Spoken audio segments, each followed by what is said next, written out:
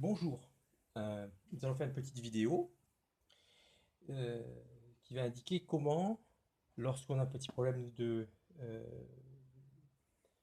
déverrouillage ou de verrouillage du volant, comment on procède. Ok? On va prendre par exemple cette petite FAF. Toutes ces machines ont un volant débrayable, hein.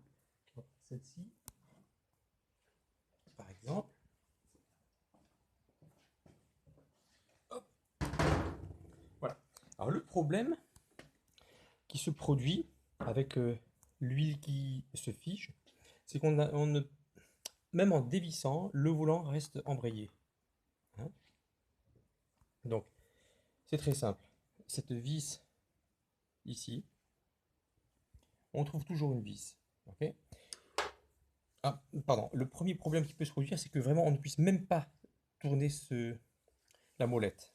Dans ce cas, je préconise l'utilisation de cuir et il faut forcer. Parce que le cuir empêche le glissement. Ok. Voilà. Là, c'est débloqué. On sort la petite vis. Hop.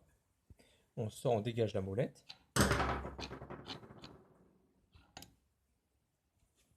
Voilà. Il y a ici la petite étoile. Sur pratiquement toutes les machines à débrayage de volant, il y a ici cette petite pièce. Étoile. Regardez bien le positionnement. Les deux baïonnettes.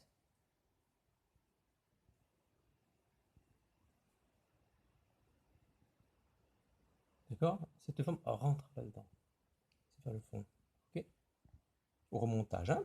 Donc, ce qui fait que ça peut tenir, hein, au remontage. Ok. Et là. Là, maintenant, le volant peut dégager. Il arrive qu'il soit bien grippé par l'huile figée, hein, l'huile qui aura gommé. À ce moment-là, un petit bout de bois, on tape dessus, et on finit par sortir le volant. Là, il est libre. Ok. Alors on voit que là, par exemple, sur cette machine qui est ancienne, lui, il a effectivement un petit peu gommé. On le retrouver ici aussi. N'est-ce pas? Ok.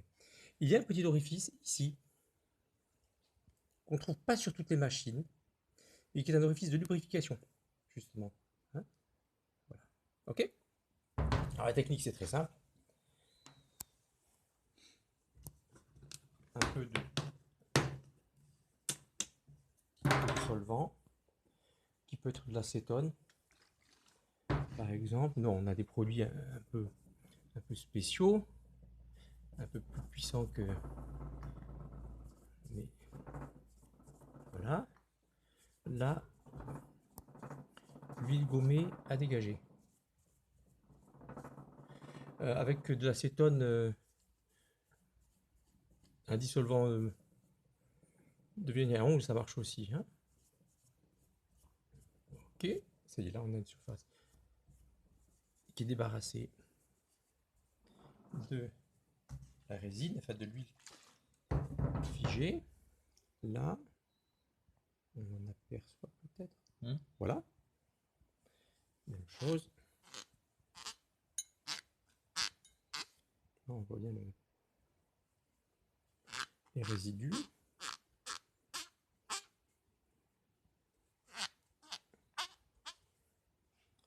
Ok. Donc, quelque chose qui est... En tout cas, l'alésage est propre, hein. Ici, on peut également nettoyer la surface. Là, c'est cette surface-ci, donc c'est le dos du volant, hein. Cette surface, c'est la surface de contact avec le vilebrequin, hein. C'est par là que, par serrage, le mouvement peut se transmettre. Ok, à partir de là, je nettoie aussi un petit peu l'étoile. Ça va plus vite. Parfait. À partir de là,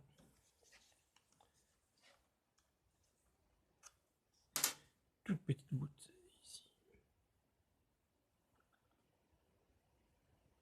Hop. Une petite goutte dans le volant. Voilà.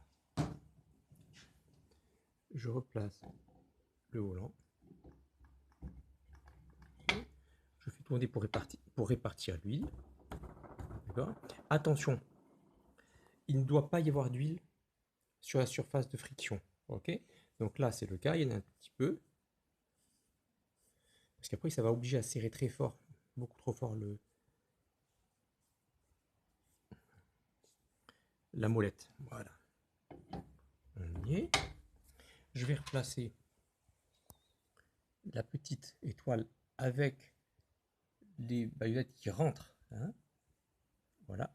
Alors là, eh ben, il y a un coup sur deux. Un coup sur deux, c'est bon ou c'est pas bon. Ça veut dire quoi? Ça veut dire que une fois qu'on a remis l'étoile, on remet la molette. Et j'ai justement cette vis, la petite vis qui dépasse. Et c'est elle qui va venir se bloquer entre les deux branches, de l'étoile. Ok? Et c'est ce qui fait la limitation du dévissage de la molette. Alors, un coup sur deux. On va voir. Et si ça ne marche pas, il faut refaire. Refaire, je veux dire, il faut démonter l'étoile et la replacer différemment. Ah, mais là c'est bon. D'accord? Hop. Et là, c'est envoyé. Ok? Je vérifie. Voilà, parfait. Ok? Si le mouvement n'était pas correct, c'est-à-dire que si on n'arrivait pas à débrayer ou embrayer ou bloquer, à ce moment-là, il faudrait redémonter cette vis, redémonter la molette, positionner l'étoile dans l'autre sens. C'est-à-dire, je peux le faire rapidement. On ressort la petite vis. Voilà.